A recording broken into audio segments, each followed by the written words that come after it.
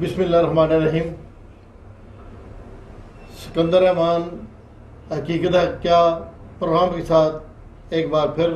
حاضر، اور آج جو ہمارے مہمان ہیں شہزاد ملک المعروف پولا پنڈو، اور آج کا جو موضوع ہے میرا، اس کے لیے ماشاءاللہ یہ بڑے زمانہ ساز آدمی ہیں اور ان کی ایسے معاملات پر بڑی گہری نظر ہوتی ہے. تو میں زیادہ تعمید باندھنے سے پہلے ان سے ایک ہی بات پوچھنا چاہوں گا کہ جو موجودہ آزاد کشمیر کی تاریخ کی تھی اور اس کے بعد کنٹرول لائن، اس میں ہماری جو کردار تھا صحافتی لوگوں کا، اس کے بارے میں یہ آپ کو بتائیں گے کہ حقیقت کیا میں ان کا کیا رول تھا. جی بہت شکریہ سکندر رحمان صاحب، اور ادراک کا بھی میں شکر گزار ہوں. بڑے اہم موضوعات پہ بڑے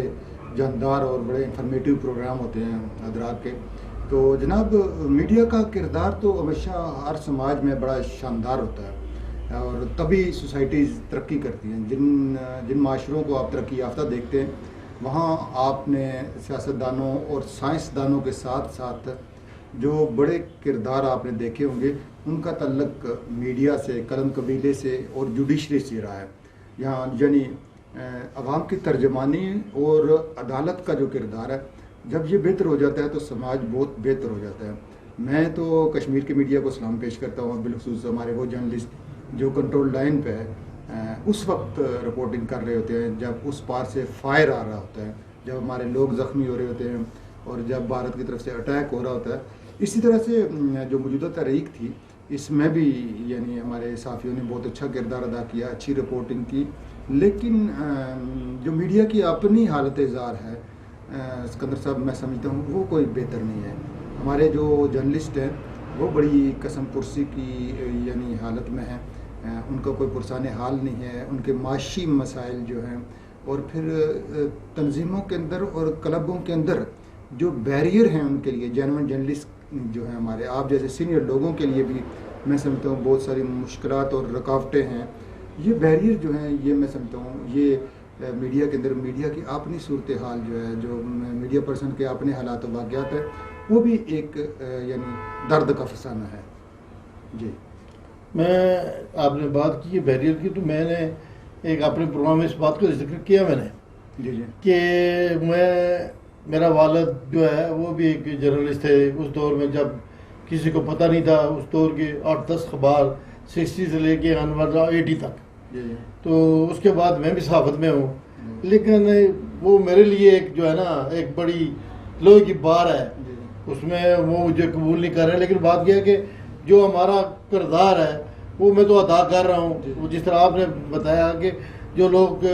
کام کرنے والے وہ کر رہے ہیں. میں ملک صاحب بات کیا کہ میں اس پروگرام کو زیادہ طوالت نہیں دینا چاہتا. بات یہ ہے کہ آپ مجھے یہ بتائیں کہ جو ہماری صحافتی تنظیمیں اور حکومتی جو ہے اس وقت جو سیٹ اپ ہے، اس کے بارے میں آپ کیا سمجھ رہے ہیں کہ ان کا کیا رول ہونا چاہیے، اور صحافتی جو کردار ہے اس کے لیے ہمیں کون سے پہلو جو ہے مثبت ہمیں صحافت کرنی چاہیے یا منفی کرنی چاہیے، یا زرد صحافت جو ہے اس کو فروغ دینا چاہیے، اس کے بارے میں مجھے بتائیں. ہمارے سماج کا سکندر صاحب ایک یہ المیہ رہا ہے کہ یہاں پہ زرد صحافت اور زرد سیاست بھی پروان چڑھی ہے. ہمارا میڈیا اور ہمارے سیاستدانوں نے یعنی ان کا اگر کردار کا ہم بغور جائزہ لیں تو ان میں چند ایک گندی مچھلیاں تھیں کہ جنہوں نے یعنی میڈیا ہاؤسز کو بھی ایک دکان کی طرح چلایا، اور اسی طرح سیاستدانوں نے سیاست کو دکان کی طرح چلایا، جس سے یہ ہے کہ پچھلی جو 3 دہائیاں ہیں ہماری، یہ میں سمجھتا ہوں کہ اس میں حالانکہ میڈیا کی ایک بڑی یلغار ہوئی ہے، بہت سارے چینلز آئے، اخبارات آئے، بہت سارے نئے جرنلسٹ آئے، لیکن میں سمجھتا ہوں کہ جو ہماری میڈیا کی کوالٹی ہے وہ برقرار نہیں رہ سکی. جو آپ اپنے والد صاحب کے دور بتا رہے ہیں، اس دور کا جو میڈیا تھا، میں سمجھتا ہوں اس دور کا میڈیا وہ روایات قائم نہیں رکھ سکا، وہ اصول و ضوابط نہیں قائم رکھ سکا، اور میڈیا کی وہ جو یعنی حدود و قیود تھیں ان سے باہر نکل کر بھی ہمارے لوگوں نے کام کیا، جس سے ہمارے چہرے، ملک کے چہرے بھی مسک ہوئے۔ اب میں جو روک رہا ہوں اس وقت میں ایک بات بتانا چاہتا ہوں کہ اس دور کا ایک لائن والی جو خبر ہے اس کی بھی بڑی امید تھی۔ آج ایک آدمی جو ہے اس کی 6 کالمی خبر لگی ہوتی ہے اور اس کا آؤٹ پٹ کچھ نہیں ہوتا، اس کی وجہ سے 2 کالمی خبر چھپتی تھی نوئے وقت میں، جنگ میں کسی اخبار میں، تو صبح DC تبدیل ہوتا تھا۔ بالکل آج آپ پورا صفحہ چھاپ دیں اور پٹواری کے کان پہ وہ جوں نہیں رینگتی، وہ ان کو پتہ ہوتا ہے کہ یار یہ لکھنے والے بھی جھوٹے ہیں اور جن کے بارے میں لکھا گیا وہ بھی جھوٹے ہیں، اور پھر یہ جو سوشل میڈیا کی ایک یلغار ہے، جو بھی نتھو خیرو آتا ہے اپنا کیمرہ اٹھاتا ہے اور کسی کی پگڑی اچھال دیتا ہے، کوئی پوچھنے والا نہیں ہے۔ حال ہی میں جو ہمارے پنجاب کی گورنمنٹ نے اور جو قانون سازی کی ہے، میں سمجھتا ہوں یہ اس میں ہم اس کو قبول تو نہیں کرتے، لیکن ایسی قانون سازی ہونی بہت ضروری ہے جس میں ایک جرنلسٹ کو، ایک رپورٹر کو، ایون یہ کہ میڈیا ہاؤس کے مالک کو بھی کسی کے سامنے جواب دہ ہونا چاہیے۔ ایسا نہ ہو کہ میری اگر کوئی، یعنی میں کسی بڑے 2 نمبر کاروبار کا مالک ہوں تو میں اپنے ڈیفنس میں ایک اخبار نکالوں یا ایک چینل رکھ لوں اور میں میڈیا کی توپ سے سماج میں اپنا گند پھیلاتا رہوں۔ یہ اس طرح کے واقعات بھی پاکستان میں ہو رہے ہیں اور آزاد کشمیر میں بھی، یعنی ہمیشہ جو اب مجھے نظر آ رہا ہے صحافتی اقدار جو ہیں اس کو لوگ بھول چکے ہیں، اور جو صحافت کرنے والے انہیں صحافت آتی بھی نہیں ہے۔ جو پڑھے لکھے لوگ ہیں انہیں پتہ ہے کہ اس کی ایود و قیود کیا ہے، ہمیں کس طرح کرنا چاہیے، صحافت کیا ہے، لیکن آج کل وہ زرد صحافت اور پارشلی جو ہے نا، طرفداری جس کو کہتے ہیں، اس میں زیادہ زور پکڑ گئی ہے۔ میرا اگر کسی کے ساتھ کوئی ذاتی رفٹ ہے تو میں اس کے خلاف، اگر کسی جگہ بیٹھا ہوں یا کسی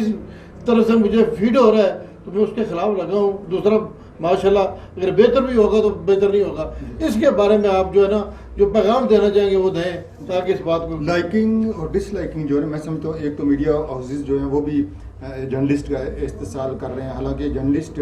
کوئی بھی بندہ جو اس پروفیشن میں آتا ہے نا، اگر کوئی اس کی مجبوری نہ ہو، میں سمجھتا ہوں قلم اٹھانے والا بندہ جو ہے وہ کبھی بھی کوئی 2 نمبری یا منافقت نہیں کر سکتا۔ کبھی حالات و واقعات ہوتے ہیں، کبھی اس کے گھر کے فاقے ہوتے ہیں، کبھی بلوں کی ایک ہوتی ہے، بچوں کی فیس ہوتی ہے، گھر کے کرائے ہوتے ہیں۔ یہ چیزیں بعض اوقات کچھ لوگوں کو مجبور کر دیتے ہیں کہ وہ اپنے نظریات یا وہ جو ہے نا وہ اپنے اصولوں کو بیچے۔ لیکن یہ ہے کہ ایک چیز جو مجھے بہت بری لگتی ہے، ہمارے بہت سارے تنظیموں کے قائدین اور مختلف پریس کلبوں کے قائدین جو سدا بار قائدین ہیں، انہوں نے ہمیشہ اپنے نام کے ساتھ وزیر، وزیر اعظم، صدر اور چیئرمین اور فلانا فلانا یہ لکھنا ہی ہوتا ہے۔ یہ لوگ بھی عام صحافیوں کو، جو پچھلی صف میں بیٹھے والا صحافی ہے، اس سے ان کا کوئی لنک نہیں ہوتا، اس کے حالات و واقعات سے ان کو کوئی سروکار نہیں ہوتا، اور صحافتی تنظیمیں بھی اور پریس کلبوں کے کافی سارے صدور بھی ایک عام فاقہ کش جرنلسٹ کے حق کا تحفظ کرنے میں ناکام رہے۔ یعنی اگر ہم اسلام آباد کا ذکر کریں، وہاں پہ 3000 سے زیادہ جرنلسٹ ہیں، ہمارے میرپور میں 100 سے زیادہ جرنلسٹ ہیں، مختلف شہروں میں بہت سارے جرنلسٹ ہیں، اور جب کبھی کوئی مراعات آتی ہیں، جب کبھی کوئی حکومت کی طرف سے کوئی چیز،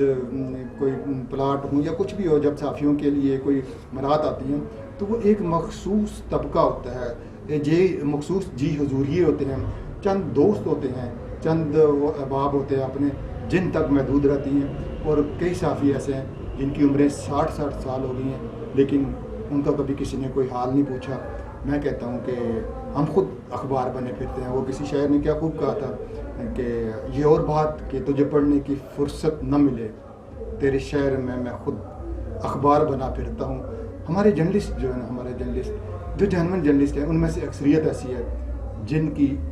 اپنی ذات کی خبر بڑی درد کی خبر ہے، مگر نہ کوئی پریس کلب کے عہدیدار، نہ کسی صحافتی تنظیم کے عہدیدار، نہ حکومتیں اور نہ میڈیا اس مالکان ان غریبوں کے کبھی پرسان حال بنتے ہیں۔ موجودہ صورتحال ہے اس کے بارے میں کہ